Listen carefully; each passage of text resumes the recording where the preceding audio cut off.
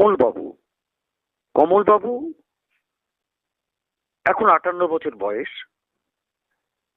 তিনি কিন্তু শুধু সুন্দরবন উপকূলবর্তী এলাকায় নয়, সমস্ত উপকূলবর্তী এলাকা এই পশ্চিমবঙ্গের, বিশেষ করে দক্ষিণ 24 পরগনা, উত্তর 24 পরগনা এবং তার নিজের জায়গা, তার জন্মস্থান, যেখানকার ভূমিপুত্র, অর্থাৎ পূর্ব মেদিনীপুর, দীঘার। কমলবাবুর এখন 58 বছর বয়স। তিনি 96 সাল থেকে কিভাবে স্বনির্ভর হওয়া যায়, এই মাছ চাষটা কিভাবে বৈজ্ঞানিকভাবে কাজ করতে হবে, কিভাবে চাষ করতে হবে, তামাম সুন্দরবনের দক্ষিণ 24 পরগনার সমস্ত এলাকা, সাগর, পাথর, নামখানা, কাকদ্বীপ, কুলতলি, গোসাবা, বাসন্তী, সর্বত্রই কিন্তু যারাই মাছ চাষি তাদের জন্য কিন্তু উনি ছুটে ছুটে বেড়ান এবং তাদের কিভাবে চাষ করে তাদের স্বনির্ভর করানো যায়, তাদের আয় বৃদ্ধি করানো যায়, তাদের যাতে পরিবার যাতে সুস্থভাবে থাকতে পারে এবং তাদের আয়টা হয়। কেননা আজকের এই চাকরির মন্দার বাজারে এইসব মানুষ যেভাবে খেটে চলেছেন, সম্পূর্ণ এক প্রান্ত থেকে অন্য প্রান্তে, কোথায় হাড়োয়া, মিনাখা, ওখান থেকে সুন্দরবনের উত্তর 24 পরগনা অঞ্চলের সমস্ত যে এলাকা, সেই এলাকাতেও তিনি যাচ্ছেন। আবার দেখা যাচ্ছে দীঘা, মন্দারমণি, তার তো জায়গা, তিনি দীঘার হচ্ছে ভূমিপুত্র, সব জায়গাতে উনি গিয়ে এইটা কাজ করে যাচ্ছেন এবং এই দক্ষিণ 24 পরগনায় 2003 সাল থেকে এসছেন। আপনারা এইটাই বলছি, যারা মাছ চাষ করেন, বিশেষ করে নোনা জলের মাছ, যেখানে উপকূলে, উনির কথায় নোনা মানে সোনা, সুতরাং সোনা ব্যাপারটাকে এই নোনাই ফলন করতে পারবে, সেই জন্যই উনি লেগে পড়ে থাকেন এবং এটি তার স্বপ্ন এবং আজীবন এইভাবেই তিনি জীবন সংগ্রামেতে, তার নিজের কোনো দিকে চাহিদা নাই, তিনি নিজে এইভাবে ঘুরে ঘুরে বেড়ান।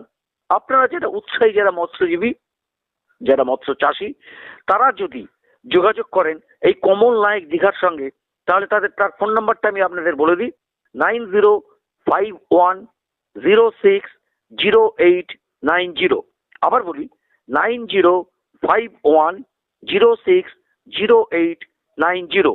তাহলে এই যে ব্যাপারটা কেন আপনাদের বললাম, যারা একদম প্রান্তিক সুন্দরবনের বিভিন্ন অঞ্চলে, যারা নোনা জলের এলাকার মধ্যে আছেন, তাদের মাছ চাষ করার জন্য যে বিজ্ঞান, উনি কিন্তু ছেলে খেলার লোক নন, উনি কিন্তু এসব দিকে প্রশিক্ষিত এবং তার প্রশিক্ষণটাই তিনি আপনাদের দেবেন এবং সুন্দরভাবে হাতে কলমে শিখিয়ে দেবেন।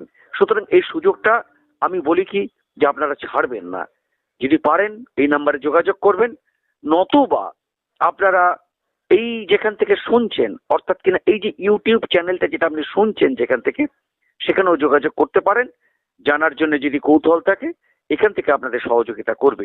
তার কারণ এটা কৃষি শিল্প সমাচার, সুতরাং কৃষি এবং শিল্পের উপর যে কাজ, সেই কাজটা এরা সবসময় করে আসছে।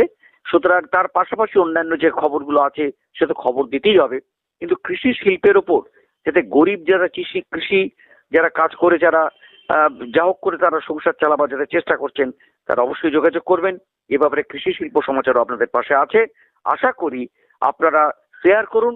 এই ইন্টারভিউটা যেটা দেখবেন, সাক্ষাৎকারটা দেখবেন, তিনি বলছেন, তাকে আমরা বলাচ্ছি তিনি কে, তিনি কি, তিনি কোথা থেকে এসছেন, তিনি কিভাবে কাজ করান, কি করতে হবে, তার কাছেই শুনুন এবং এই মূল্যবান উপদেশ আপনাদের মৎস্য চাষে অবশ্যই কাজে লাগবে বলেই আমি বিশ্বাসী। আমি একজন কৃষক বাড়ির ছেলে। আমি পড়াশোনা করার পরে বেকার ঘুরে বেড়াতাম। আমাদের দীঘাতে, দীঘা শঙ্করপুরে আইএফবি এগ্রো ইন্ডাস্ট্রি লিমিটেড তখন প্রথম অ্যাকোয়াকালচার শুরু করে।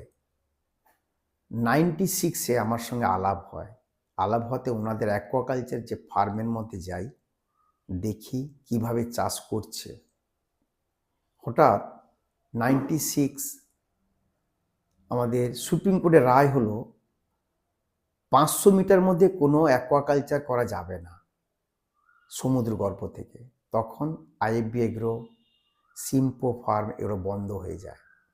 তখন ওখানে যেসব কর্মচারীরা কাজ করত, তারা মেদিনীপুরের ম্যাক্সিমাম কর্মচারী, তারা যে যার বাড়িতে গিয়ে এই চাষটা শুরু করে। আমি 96 থেকে এই বাগদা চাষ তখন হতো, বাগদা চাষ শুরু করি এবং বিভিন্ন চাষিদের নিয়ে আলোচনা করে চাষ আরম্ভ করা হয়। এরপরে 2003-এর দিকে মনে হয় যে আমাদের দক্ষিণ 24 পরগনাতে আমাদের একটা জায়গা আছে, পৈতৃক ভিটে আছে, যে ওখানে তো নোনা জলের এলাকা, ওখানেও মাছ চাষ করা যায় কি না। আমি 2003-এ তখন মেদিনীপুর থেকে দক্ষিণ 24 পরগনা আসি এবং বিভিন্ন কোস্টাল জোন ঘুরে বেড়াই, মানে নর্থ 24 পরগনা, সাউথ সুন্দরবন এলাকাগুলো ঘুরে ঘুরে দেখলাম এখানে চাষের উপযুক্ত জায়গা। তখন আমি বিভিন্ন চাষিদেরকে নিয়ে আলোচনা করি এবং এখানে 1-2 করে শুরু হয়।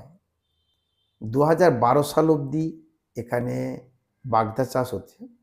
2012-র পরে নতুন পিসিস আছে ভেনামি বলে, সেই চিংড়ি চাষটা শুরু হয় ব্যাপক আকারে। আমার একটা মনের মধ্যে আনন্দ যে এইসব প্রান্তিক চাষিরা চাষ শুরু করছে, চাষ করছে, তাতে রুটি রোজগার হচ্ছে এবং তাদের মাধ্যমে যারা রিলেটেড, ধরুন কেউ ভ্যানে মালটা বইছে, কেউ মুদিখানা দোকান থেকে মালপত্র দিচ্ছে, অনেক কর্মচারী, বেকার কর্মচারী ওই ফার্মের মধ্যে কাজ করছে। দেখলাম যে অনেক মানে বেকার সমাধান হচ্ছে। 2012-র পরে যখন 13, 14, 15, 16 আসে, এই দক্ষিণ 24 পরগনার ব্যাপক আকারে বেড়ে যায় এবং নর্থ 24 পরগনাও বাড়ে। কিন্তু এখানে তখন এই ল্যাব নেই। এই যে চাষ করতে গেলে যে ল্যাবটা দরকার হবে, কি পরিমাণে মেডিসিন দেব এবং কি পরিমাণে মিনারেল দেওয়া হবে, সেটা কিন্তু এখানে ছিল না। এবং এখানে আমাদের এই চাষ করতে গিয়ে অনেক বাধার মধ্যে পড়তে হয়েছে। কারণ হচ্ছে এখানে ইলেকট্রিক নেই, রাস্তাঘাটেরও খুব খারাপ পরিস্থিতি। এর মধ্যেও আমরা চাষ করে চলেছি এবং এখানে আইলা হয়েছে, আইলার পরে অনেক চাষিদেরও ক্ষতি হয়েছে। তারপরে আমফান হয়েছে, ইয়াস ঝড়ে 21 সালে আরও পর্যন্ত ক্ষতি হয়েছে। তাও আমরা কিন্তু এর পেছন ছাড়ি না। অনেক চাষিরা সর্বশান্ত হয়ে বিদেশে চলে গেছে, বাইরে চলে গেছে, কিন্তু আমরা আবার তাদেরকে কীভাবে ঘুরিয়ে আনা যায় তার প্রচেষ্টা করে আমাদের বিভিন্ন ফিড কোম্পানি, মেডিসিন কোম্পানি, তাদেরকে সহযোগিতা নিয়ে আমরা কৃষকের পাশে থাকব বলে aqua farmer and fisherman welfare trust বলে একটা সংস্থা আমরা তৈরি করি। সেই সংস্থার মাধ্যমে আমরা কিন্তু চাষিদেরকে উদ্বুদ্ধ করাই কীভাবে চাষ করা যায়, সরকারের কাছ থেকে কীভাবে কি পাওয়া যায়, এগুলো আমরা তাদেরকে পাইয়ে দিই। এরপরে দেখতে পাচ্ছি যে আস্তে আস্তে করে চাষ আবার বাড়ছে। আগামী দিনে যাতে আরও চাষ বাড়ে তার জন্য আমরা নিরলস প্রচেষ্টার মাধ্যমে বা আমাদের চাষিদেরকে একত্রিত করে কিভাবে চাষটা করা যায় তারও আলোচনার মাধ্যমে আমরা বিভিন্ন সায়েন্টিস্টদের সঙ্গে আলোচনা করি এবং বিভিন্ন কোম্পানির সায়েন্টিস্ট আছে, আইসিআর আছে, সিবা আছে, তাদের সঙ্গে ডিসকাস করে আমরা কিন্তু এই চাষটাকে এগিয়ে নিয়ে যাচ্ছি। এর ফলে কি হচ্ছে, আমাদের অর্থকরী ফসলটা যাচ্ছে, প্রোডাকশনের পরে যাচ্ছে বিদেশে, যাচ্ছে বিদেশ থেকে আমাদের বিদেশি মুদ্রা আসছে। আমার মনে হয় আগামী দিনে আমাদের সরকারের সহযোগিতায়, কেন্দ্র সরকারের সহযোগিতা যদি পাই, আমরা আরও চাষটাকে এগিয়ে নিয়ে যাব এবং আরও অর্থকরী ফসল ডেভেলপ হবে এবং আমাদের বিদেশি মুদ্রা আর বাড়বে। নমস্কার। আপনি কি দায়িত্বে আছেন? আমি এখন আগে ছিলাম দক্ষিণ 24 পরগনার অ্যাকোয়া ফার্ম ফিশারম্যান ওয়েলফেয়ার ট্রাস্টের সেক্রেটারি ছিলাম। 2023 থেকে আমি এখন রাজ্যের প্রেসিডেন্ট করেছেন। টোটাল রাজ্যে আমাদের সাদা মাছের চাষও হয় এবং সেটা হচ্ছে আপনার কালিম্পং, দার্জিলিং, মানে পশ্চিমবঙ্গের বঙ্গোপসাগর থেকে একদম পাহাড় অবধি যাতে আমরা এটাকে ডেভেলপ করতে পারি। আমাদের আগে দেখেছিলাম অন্ধ্রপ্রদেশ থেকে প্রচুর সাদা মাছ আসতো, এখন কিন্তু অনেক কমে গেছে, আমাদের প্রোডাকশন অনেক বেড়ে গেছে। তার জন্য আমাদের সরকারের সহযোগিতা পেয়েছি আমরা, যাতে এই সাদা মাছের চাষটা ডেভেলপ করে আমাদের বিভিন্ন মার্কেটে পৌঁছে দেওয়া যায়।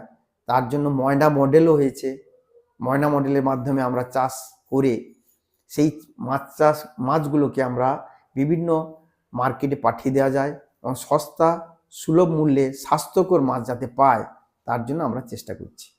আপনার নাম? আমার নাম কমল নায়েক, এখন থাকি নামখানাতে।